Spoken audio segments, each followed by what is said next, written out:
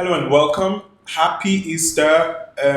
Albeit a little bit belatedly, but I believe you enjoyed your Easter holidays. It's time for us to get back to work, and that is why Unplug is here again. We wish you the very best of the season, and we hope you had fun. You ate a lot of food, and you just basically enjoyed yourself during the holidays. Well, the holiday period was not short of any action drama and whatnot, and we'll be sharing a lot of what happened during that period with you on Unplug today. Thank you so much for joining. This is every NG. My name is Victor, and it is time for us to just keep ourselves abreast of all the latest developments, all the news, entertainment, politics, sports, and everything. All right, we're here to bring it to you here on Unplug. Now, let me ask you one question. If someone ever told you that Don Jazzy was married at the time, would you have believed? Well, just keep that question somewhere at the back of your mind, just in case you don't know what has been happening, but I'll let you in on that in just a bit.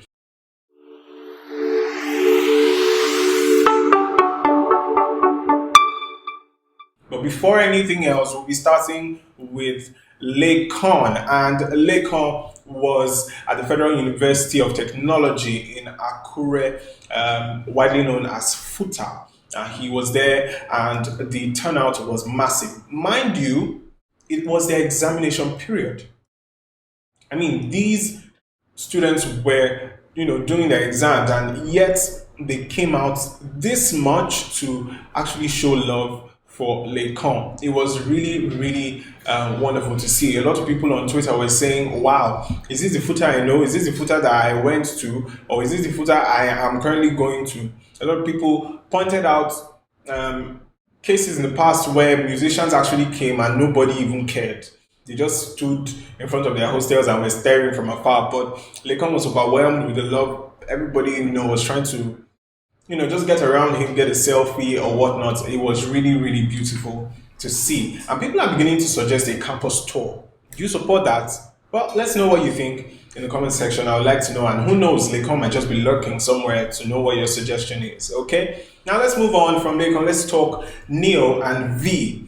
I had to pause and sigh like that because those two are, just seem to be waxing stronger by the day, looking more and more beautiful together. And V shared this really lovely picture of both of them together. Neo taking a mirror selfie and V just holding him really tight. And the caption really caught my heart. And she was like, together is the best place to be.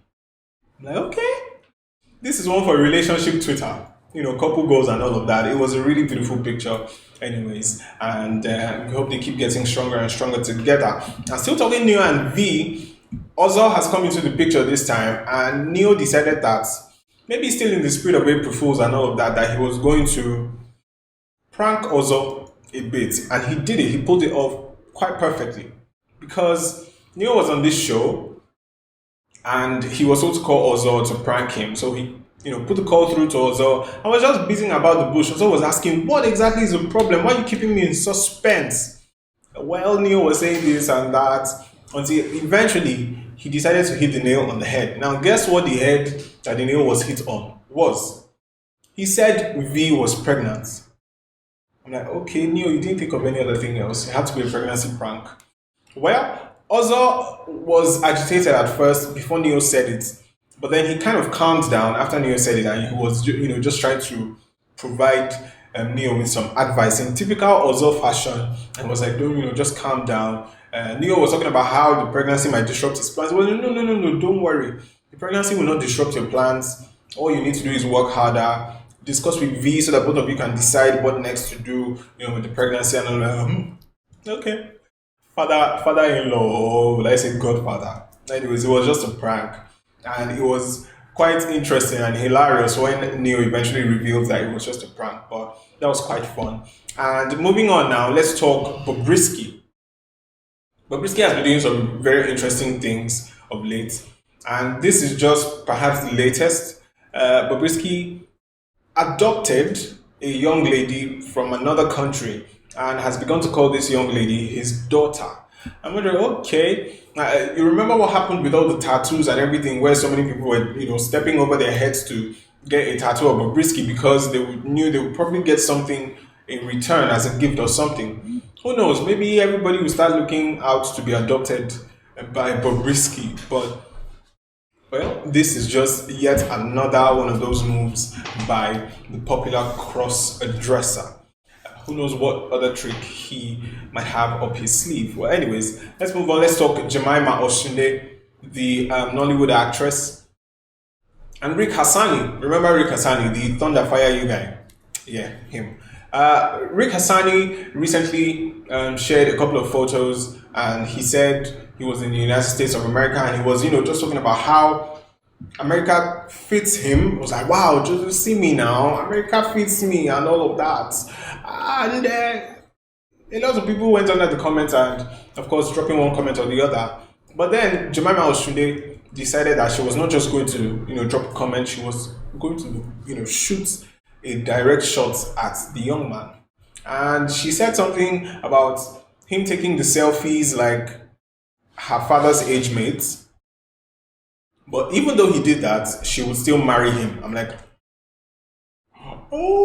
okay, wow, now we know what you have in your mind.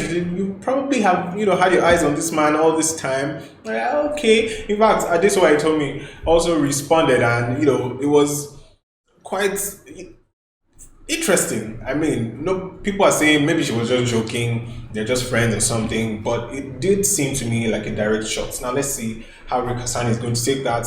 Whether something is going to start off from there, but I don't know. I'm just giving you the news, right? Okay. And during Easter, Joe Boy had something to say, something about relationships as well, and somehow he flipped the coins, he turned the tables, because usually it's the men that are known to give the women in their lives and all of that. But Joe Boy said, send your boyfriends Easter money, send your men Easter money, send them money for Easter. Well, I did not get Easter money. Did you get Easter money from your girlfriend? If you didn't, maybe we should, sign a petition and send it to Joe Boy to put out another tweet and tell them to do it again. Maybe not Easter this time, but maybe something for the weekend for fish and drinks.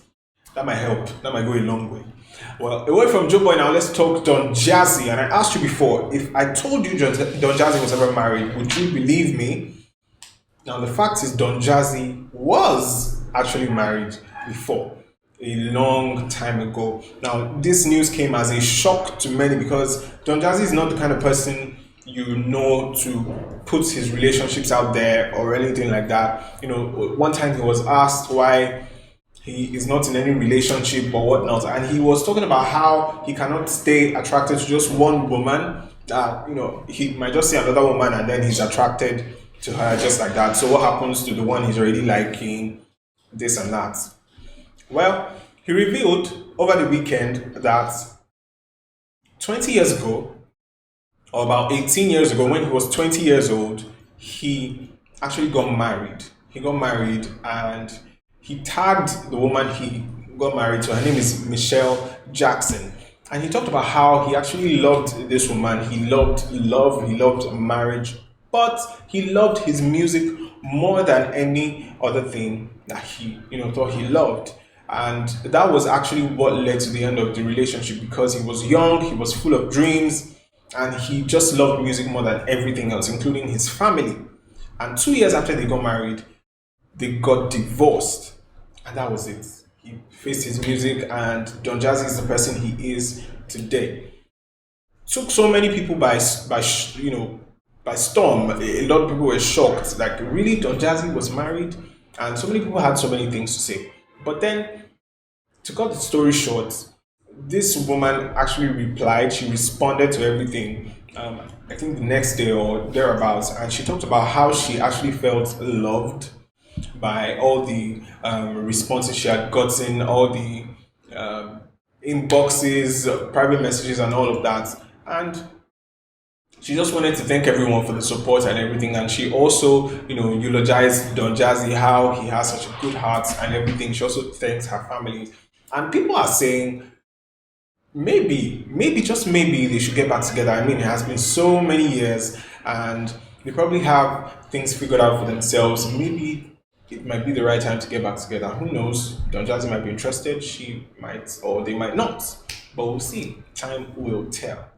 But now let's talk national news now. Where in Imo State, something really terrible happened. Gunmen attacked the Nigeria Correctional Service there in Imo State, and about 1,800 inmates were let out. Now, it was a very, very massive attack. You can see the building and vehicles that were burned, and over 1,800 inmates set free broke out of the prison. Now, there's a serious controversy surrounding this, and not just this, but you remember that some months ago, about a couple of months ago now, there were attacks in another part of Imo State.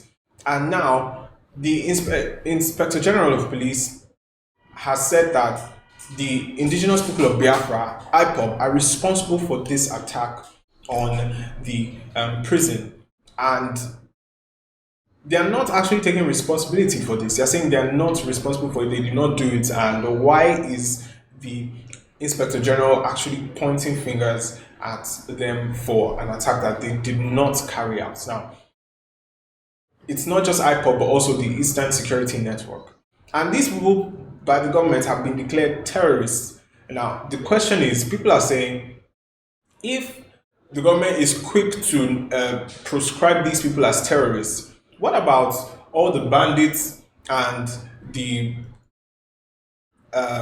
armed people that have been carrying out all sorts of attacks in the north and in other parts of the country? Why have they not been proscribed as terrorists as well? Why are they quick to call these people carrying out whatever it is that has happened in the East terrorists? What is going on? Is there some grand scheme somewhere? Is there a covering or something clandestine going on that nobody knows about? Big question, but I'm not the one who holds the answers to the question. And I just want to gently move away from there and talk about Adesua and Banky W, who shared a very touching story, very, very touching story. I cannot go into all the details, but remember that they were recently blessed with their first child, a son, and they decided that, yeah, maybe we should share our journey, through fertility and childbirth and all of that. Now, if you did not know, Adesua and Banky W actually lost twins. They actually lost twin children before. It was a very terrible situation medically, and it was hard for her to deal with. They had to go through IVF, and so much was going on. Adesua talked about how every single day, until it was revealed that she had given birth, she was mocked, by people for not having a child and all of that. I'm like, wow, this is really, really serious. Well, I said it before, I cannot give you all the details. You can probably check out Banky W's Instagram and, find out details about the video. Maybe watch it yourself and understand. But it's good to know that they're both okay now and they have been blessed with a child. Love is strong, isn't it? Yeah, it is. Well, let's move on from Adesua and Banky W. Let's talk Femi Otedola, the king of the Otedola dynasty. He recently celebrated his own mother, that is the grandmother of the Otedola children, the Copies and the Tamies and all of them. He celebrated her as she turned 89 years old. Really beautiful thing to see. You could see, we saw pictures of both of them together, how he would affectionately kiss his mom, and I'm like, wow, this is really, really beautiful. And it just teaches you, just be there for your parents while they're old and whatnot. And I'm like, wow. Well, I want to see DJ Copy with her grandmother. Speaking of DJ Copy, I'll still talk about her much later. But then right now, I want to talk about Burna Boy, Grammy Award-winning Burna Boy. He has been inducted into the Hall of Fame of celebrities whose fans decided to tattoo them on their bodies. Now, a fan actually got this very, very neat tattoo of Burna Boy on his arm. And I said it was neat. I'm not the only person who thinks it was neat, because a lot of people, dropped their comments and said how the tattoo was actually very neat and is perhaps the best out of the numerous tattoos that we saw so many people trying to get of one celebrity or the other. And Burna Boy, we don't know whether he's going to respond. You know how he can be sometimes, but we'll see about that. Now, I said I was going to talk about DJ Copy. She's been attacked once again. She's been dragged. She recently hinted at doing a collaboration with Bella Shmurda. Bella Shmurda happens to be one of the hottest names in the Nigerian music industry right now. She hinted at a collab with him, and trust Nigerians who never forget. They dragged her and said things like, please leave him alone. Are you going to pay him? Be sure that if you're going to do any collab with him, you pay him. And this is not another Zlatan case and all of that. And people were saying she's also fond of jumping on trends, so to speak, always fond of milking the hottest artists at the moment. Why doesn't she just drop her own singles and all of that? I'm like, ugh, allow somebody to carry out their own music strategy and in peace. Leave them alone. But anyways, that's that about DJ Copy. Now, something has been happening on Twitter, and it has been quite massive. For those of you who are familiar with the way Twitter works, you know that there are people who are called influencers, and there are a number of them that are quite popular. Now, a number of these Twitter influencers had their accounts suspended by the owner of Twitter, of course, Jack Dorsey, and the reason has been stated as them trending the release of a certain Alex Saab that is said to be a criminal in a particular case, very big international case. Now, people are saying these influencers were paid to carry out this particular campaign to trend the release of this Alex Saab, because if they actually did their research, then they would not have carried out this particular campaign, trending for the release of the guy, because he is actually, according to what a lot of people are saying, he's actually the bad guy in whatever case is going on. And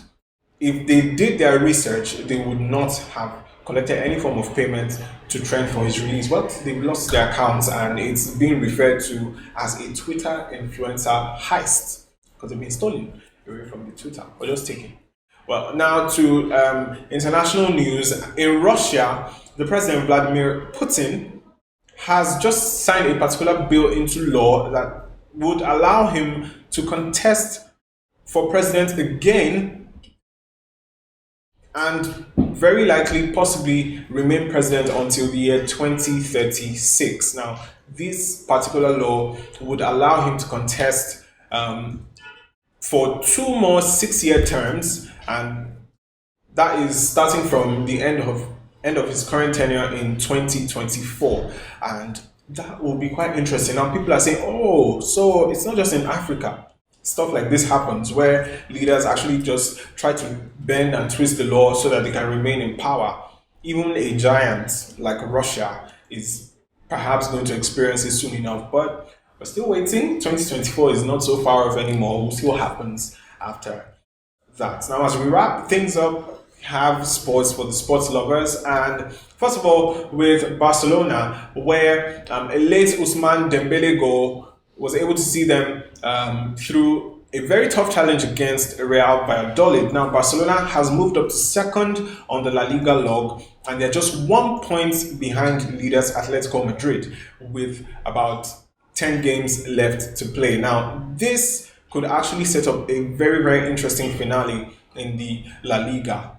10 games probably hold all the aces, and we'll see what happens. And still talking second places in the EPL, Manchester United have strengthened their hold on second place after they came from behind to defeat Brighton and Hove Albion by 2-1, courtesy of goals by Marcus Rashford and Mason Greenwood. Now, they have opened up a 4 points gap between them and third place Leicester City, but are still 14 points. Actually, they're still 14 points behind leaders Manchester City with 1 game in hand. That is all we have on Unplug for today. Thank you so much for joining. It's a pleasure to always bring you the show. Don't forget, this is Every NG. My name remains Victor, and until next time, goodbye.